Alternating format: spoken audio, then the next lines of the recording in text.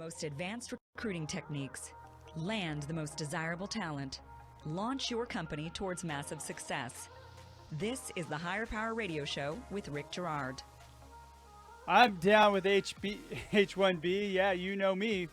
STEM, which is science, technology, engineering, and mathematics hiring today, is brutal as there are just not enough people to support the demand. So without bringing policy into the conversation, we're going to tackle the challenge of how to hire around the limitations.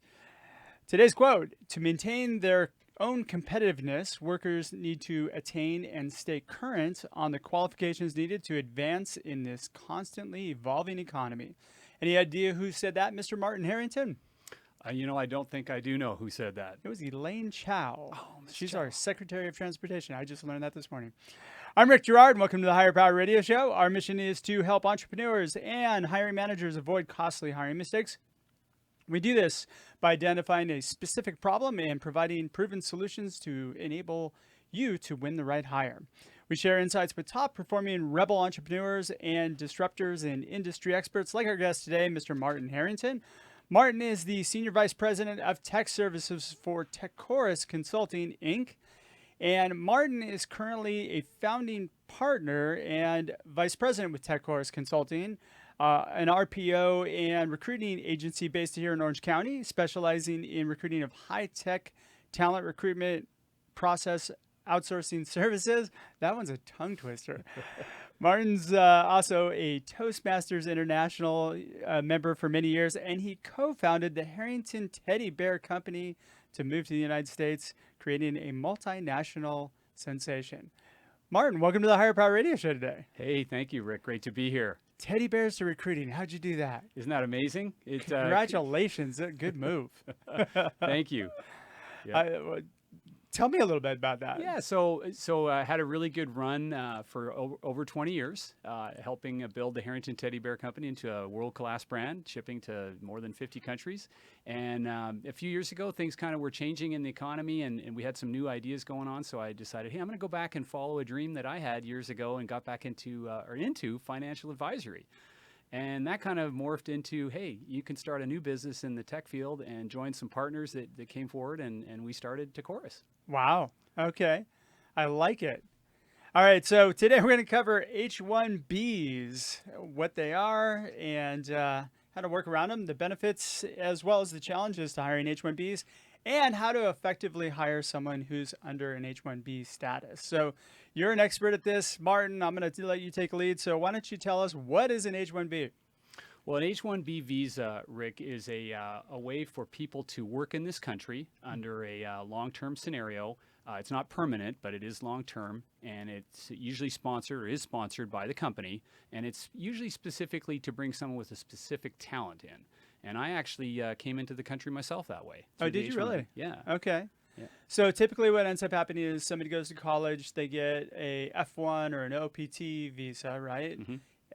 And when they get out of college, they have a certain amount of time in which they have a practical training, and then they're able to, how do they get sponsored for an H-1B? Exactly. So Okay. so the next step after that educational requirement's been filled is they're going to need to get authorized or sponsorship from a company, and the company will sponsor them, go through the legal paperwork, get them set up with their first H-1B visa to work at really any company in the country. Which takes forever today, because I know that there's a lottery-based system, and it's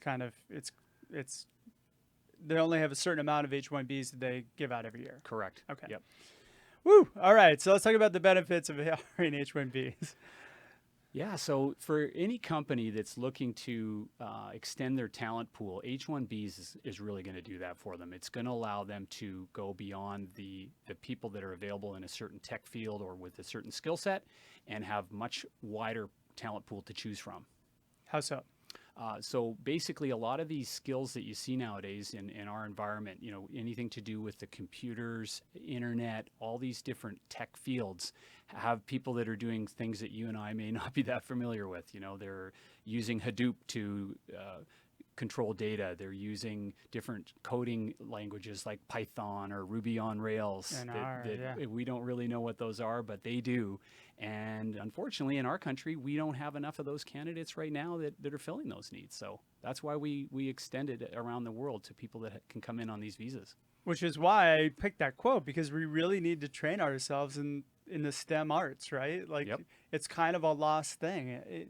There's a lack of people because there's just not enough people going into that. Yeah, and that's why things like STEM are so good, because we want to encourage kids at an early age, and especially young girls to jump in there. Traditionally, it seems like it's been male dominated, and there's a great need there for girls, and there's a push for that, because we can extend and have more people that are interested in the science field.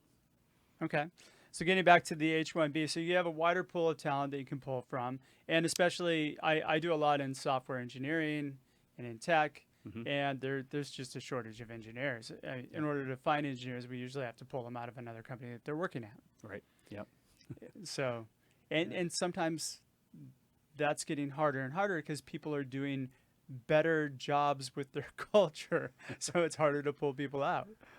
Yeah, definitely. And the goal is to get, people with better technical skills, right? They're going to have the expertise that's needed for a specific skill set. And as I do, how difficult some of these requirements can be for our clients, where they have specific skill sets that they're looking for. They want a specific language or understanding in a certain area or certification. So it seems to me that this is probably best used in a situation where you have a project, you need a particular skill set, you need it done quickly within a certain time frame. Like on a contracting basis, it's probably better than a full-time hire. Exactly. And that's where the bulk of the effort is put is on contract work. So it's project related. It could be a 3, 6, 9, 12-month contract where they need someone with a specific skill set. Got it. Okay. All right, so let's talk about the pitfalls. What are the things you have to be aware of when you're hiring H1s, especially, I guess, for a full-time role? So first off, you should always go after somebody who already has an existing H1B. Otherwise, you're not going to be able, it's going to take forever to sponsor them. Yeah, exactly. Unfortunately, it does take a while, and it's really an unknown. So because like you mentioned, there's a lottery and people can have hopes and wishes, but at the end of the day, if they don't make that lottery, they may have a problem with their OPT ending or the L1, like you mentioned, where they don't get the H1B, and then they've got to make some decisions. So. And the lottery is broken down how? It's based on where you're from, country of origin, right? Correct. Yeah. So they're going to have a certain number of people that they're going to let in from, say, Canada, where I came from. They're going to have a certain number of people from India, and different areas where they'll have a certain number of visas allocated. Okay. Yeah. All right. So what do we need to be aware of when we're going after, and let's say we find a candidate that we like and we want to hire that person? What do we need to be aware of? What are the pitfalls there? Yeah, so unfortunately what we found, and I've talked to a lot of people about this, Rick, and unfortunately there's what we call agents that represent people with H-1B visas. And that's where it gets a little bit honestly shady, and that's where it becomes difficult. We have to be aware of things like even misrepresentation, or someone might call it lying. People lie? If you can believe that. I didn't know it happened. The hell you say? So we'll say it nicely and say misrepresentation. So wait, so let's talk about the agent thing, Yeah. because I've actually come across that before, where I've gotten emails from people. They send me a resume, you call it, and it goes to an agent. Mm-hmm. Right? This is Right. pretty common, right? Oh yeah, yeah. For somebody who's trying to do business development, and they're not who they claim to be. Yeah, unfortunately, and yeah, you're calling a number from a resume, and unfortunately, we hear this sound in our ear that says, "That's my contractor." It's not the person that we're looking to talk to. Yeah. Got it. Yeah. All right. So who's lying? Is it the agents or is it the candidates themselves, or both? Oh, well, I don't know if it's easy to kind of pinpoint where that's happening, but that's the key that we can talk about later too, is making sure that you're getting the right story from both parties as you go through the process, because it's hard to pinpoint who is, because you have to develop trust with really both parties, the agent and the candidate. Yeah. And so you're usually getting to a contractor who you don't know, who has that resume. You don't even know if the skills or anything on that resume are actually that person. Well, you brought up another good point there, and unfortunately, that's the reality. Is that we do see a lot of resumes that look surprisingly familiar, and I mean word for four word. four different names with the same resume. Yeah, and it gets really difficult when you're dealing with, say, person A and you're looking at, and then person B's resume is submitted. It's the same resume. So you're an agent, right? They probably reach out to you quite often and say, hey, do you want to do third-party splits or deals or something to that effect, right? Absolutely. It's a regular. That doesn't happen too often for me, and I would imagine it doesn't happen too often for small startups or people who are... Yeah, I mean, it's something that you gotta be careful with, and it's a regular occurrence. So, I mean, my email's packed every day with obviously lots of emails, but half of them are probably people saying, "Hey, I've got this person with this skill, call us." God, I hate that. Okay, I hear you. so let's talk a little bit about that, because you and I were talking before the show, and you were telling me a story about how you had somebody who was in an interview, and it looked like the person was being coached, or it wasn't the same person that you... Yeah, it's unfortunate, but what happened was, and we go to great lengths, Rick, to make sure that people are vetted properly. It's as you know, it's what separates us from our competition. Yeah. And to do that, we have to go through many different layers, including phone calls and eventually in-person meetings. Sometimes distance makes us use a connection on video or WebEx. So we'll go through that process with somebody to make sure that they're who they are, that they're answering the right questions themselves, that they're not referencing their computer while they're talking. That's the beauty of the live connection on video. And hold on, let me look at this up on Google. Yeah. No, I'll ask. We'll ask questions, and you'll hear the typing. It's like, no, please, just tell me the answer. You know what the command is in Linux. You should tell me. So, but yeah, at some point, we have to make sure that they're who they are and that they know their stuff and that they're ready to meet with our client. And that's where, unfortunately, in this case that you're mentioning, we had the client say that when they went through that process, they felt that the candidate was either lip syncing or perhaps someone else was talking. So lip syncing meaning someone else is answering, or they're conferring with someone else. So they actually heard other voices. Or they were running off a teleprompter or something. Maybe a teleprompter. I don't know if they're like Trump and they just speak on their own, but yeah, the teleprompter may be going. So it was alarming and it was damaging. Right. I mean, we have a high threshold of ethics that we maintain, and when a customer says that's happening, it can be very difficult. God, we could actually do a whole show just on candidate stories, because I think we all have them, right? Yeah. Maybe I'm going to start doing a little segment where we start talking about, let's talk about a funny candidate story. I've seen this happen quite a few times before, where you get somebody who just shows up in an interview that's totally different than the person you talked to on the phone. I mean, I don't think that's something you could really help, right? Yeah. Unfortunately, it's just part of the business. Yeah, and again, it's tough there too, because like you say, I mean, you're talking to person A, and then and you go to meet them at the interview or to walk them in, and it's a different person or a different sound when you meet them. Yeah. Okay, so that's gonna lead us into our next section. So hey guys, you're listening to the Higher Power Radio Show. I'm Rick Girard. For our podcast listeners, we're gonna take a quick educational moment for our sponsors. Find out how healing a person's pain points attracts amazing people to your company. Sign up for our passive talent workshops at rickgirard.com. Our guest today is Martin Herrington. Martin is the Senior Vice President of Tech Services for TEKCORUS Consulting, Inc., and we're talking about H-1Bs, which we all know and love. But so let's talk about, let's actually give somebody a process we can put in place to help them to hire H-1Bs, because it's a necessity if you're hiring anybody in science, technology, or mathematics today. So let's help you get past those, past the charades and get to the good people. Yeah. So I have a method, and I'm sure you have a system that you go by, where I vet people pretty thoroughly, and I look for evidence to support warranting an interview.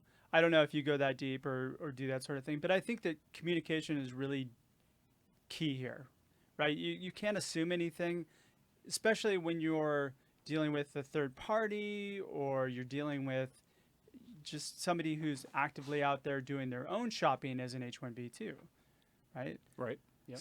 So what do we do? Walk me through walk me through what you do. I mean, we've got a few steps that we follow, Rick, to work through this kind of stuff. Because the reality is, like we said earlier, you're going to need to get these kind of candidates, and it can be discouraging enough to the point where you just put up your hands and say, I'm not going to deal with those agencies that we talked about. But at times when you are, trying to find a specific skill set and you find what appears to be the right person, then it's time to go through some serious steps. And the first one is to really go carefully over the resume, and that kind of ties in with what we talked about earlier. Make sure that each item on that resume isn't just overload, because I'm sure you've seen unfortunately. So how do we test this with people? Well, we 10 to 15 page resumes can be kind of scary, and we have clients that literally want to punch. They want to punch. Yeah, exactly. I mean, I got a hiring manager once said I just felt like punching the guy.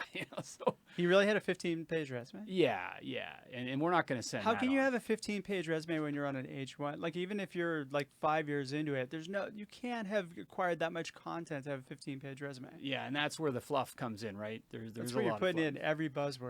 Every skill set under the moon, right? It's like they've got everything. Do you go back to them? Do you go back to them and say, "Hey, I need a 2-page resume, otherwise we're not going to talk to them"? We have, and we do. Yeah, okay. Absolutely. We'll tell people to trim it down, and that's another good way to vet people, because they're like, "Well, wait a minute, my resume is 4 pages, not the one I got, or whatever, right?" I mean, so yeah. 4 pages is too long too. Well, yeah, no, exactly. I mean, we look at how many resumes you a have day, a right? 20+ year career. How long is your resume? Exactly. I try to keep it to 1 page. Mine's 2 pages at most. Yeah. Page and a half. Yeah. I mean, and again, like you said, I think they're trying to put every skill in there that they can, because they're trying to optimize for SEO. Yeah, for those automated systems that are picking the words out. See, this is the bad side of having an ATS system that filters your candidates for you. Yep. That's where we earn our money, and it separates us, because we have that personal level, right? To get in. Yeah. Absolutely. Yeah. So, watching for duplication, making sure you're not seeing a resume that looks identical, which I unfortunately have literally seen resumes that look identical. I don't know why, if it's just the agency putting through people tapping a different name on it. Probably. Yeah. So I mean, I wouldn't doubt that at all. It's really, like, if you look at job orders today, like, it's somebody stealing somebody else's job board, right? Just slapping their own label on it, putting it out there. Yeah, exactly. So there's certain jobs that they're trying to get for their candidate, or they want to open them up to any job that they can, right? So yeah. So it makes it hard. All right. So step 1, go through the resume diligently. Diligently, exactly. And it takes time, but you can pick up these things like too long, too much repetition pretty quickly. You can see the ones that are just BS. Exactly. The ones that have every single buzzword under the sun. I mean, right. I don't know. Do you call those people? Because I don't. No, I kind of laugh and they go in my trash can. Right. Yeah. No. It's a bad quick resume of the day. Exactly. And hopefully you don't even have to just click delete and move on. Yeah. All right. What's the second step? So the next step is our recruiters are going to have a phone call. They're going to schedule a time to speak to the person, and if that can go right to Skype, so be it. But if not, it's a phone call, because this is where we get into communication. And unfortunately, for when you're opening up the world here, we've got people speaking all kinds of different languages. And I don't know how much you've traveled, but I've been traveling, and I can kind of understand people in different countries. But if my hiring manager can't understand someone, the interview's really short. So you're running the phone call with the hiring manager, or you're doing it as your recruiters?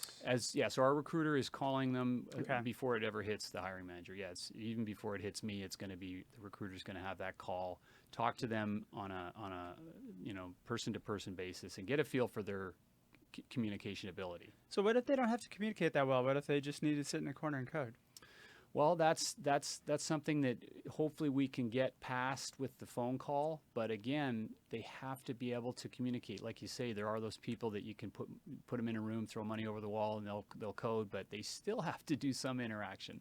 And especially today. Yeah. I mean, they're going to have stakeholders and partners and other coders, So how are you telling if they're really good? Are you testing what buzzwords they have in there? You have them walk you through a project? What are you doing specifically that's giving you that evidence that you need to? Well, what we do, Rick, is we take a look at the resume and say, okay, they've got a long list of skills, say at the start, and then they go into their job experience, and they may list some things that they're doing, but we'll go and say, okay, you listed, say, Python up at the top, but there's no mention of Python down here in any of these jobs. Where did you use it?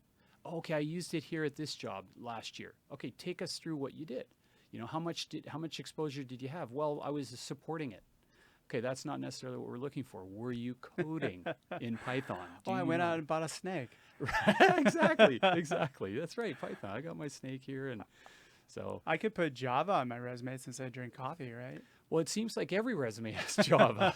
if your resume doesn't have Java now, we're wondering why, but maybe that is the coffee influence. I don't know. So you're going through what details that you need for the role. So you're looking at, I ignore that piece. I ignore that buzzword piece that's always at the top that has skills that they list everything that they've ever touched. And I dig into what they've been working on in their current role. Right. I have them walk me through that. And then if I am looking for a particular skill, I might kind of poke them on that and see if they have any. Mm-hmm. Well, and that's going to be a little farther down the line for us, but I think that's a great idea, like you said. Get that out of the way early and have them. Yeah, exactly. So the first call, you're just looking for communication skills then. Well, yeah, I mean, if we don't get that comforting feeling that they can speak and communicate, and when I say that, I mean it really means that you don't have to say pardon me or what, or it's a bad connection, I can't understand you. It's got to be clear communication, and those people are out there, they're working on their skills. I mean, their English is better than my Punjabi, right? So yeah. I don't know, how good is it? Well, it's not, you tell me. Yeah. I mean, it's better than mine, that's for sure. Yeah. So maybe we got to hone that up. Yeah. All right, so you're looking for communication skills primarily, and then walking through their skills. Those are the two things that you're recommending that they do on that second step. Right. And then, go over each, like I say, go over each job that they've had and experience and find out where they were using specific technologies. And obviously we're looking for certain skills when we're trying to fill these roles, right? We don't need the breadbasket of information. We just need certain skills. Do they know NetApp? Have they worked with ISIL on these different things that are important? So different for contractors than if you're hiring full-time. Because if you're hiring full-time, you're going to delve into that a bit deeper. Do you guys do full-time direct hire placements as well? We do, and I have another story if we have time on that, unfortunately. But yeah, so that process is a little bit deeper because you have to dig in really deep on the visa. Is it current? It's one thing to be told, I've got a visa that's good till October. Okay, great. You can work now for the next 3 months and you'll be done before that expires. Right. But if you're hiring full time and they only have a year left, that's a problem. Yeah. And that's where it's they like, what's called the renewal for the H-1B. And that's great too, because they can get another 3 years. And if they get through that, but if you're in year 6, if you're in year 6, what's your situation? Has your company already applied for you? If you don't have the green card coming, you're in trouble. You could be in trouble unless you've got what's called the I-140, which is an approval that gets you what's called the EAD, Employee Authorization Document. Yeah. And then you're in limbo until that green card arrives. Got it. Yeah. Okay. So let's go step 3. What would that be? So on the third step, we're going to move towards just a couple more things on step 2. There is the need to make sure there's that the person themselves is talking. Obviously, we don't want to hear any background noise and so on. So the in-person, which is ideal, or if distances don't permit it, we're going to do a WebEx or a Zoom or Skype even. Sure. And that's when we're going to, really get where the rubber hits the road and, how well does this person present? And that's where we're also looking for some of those things that I mentioned are they focused on you? So you're doing those 2 steps prior to them actually getting an interview with your company. Yeah. Okay, exactly. Good. Yeah. That's good vetting. Yeah. And then the 4th step would be what? I would say the last thing is to get their commitment, because we're going to have a certain time for the contract, and as you know, contracts can get renewed.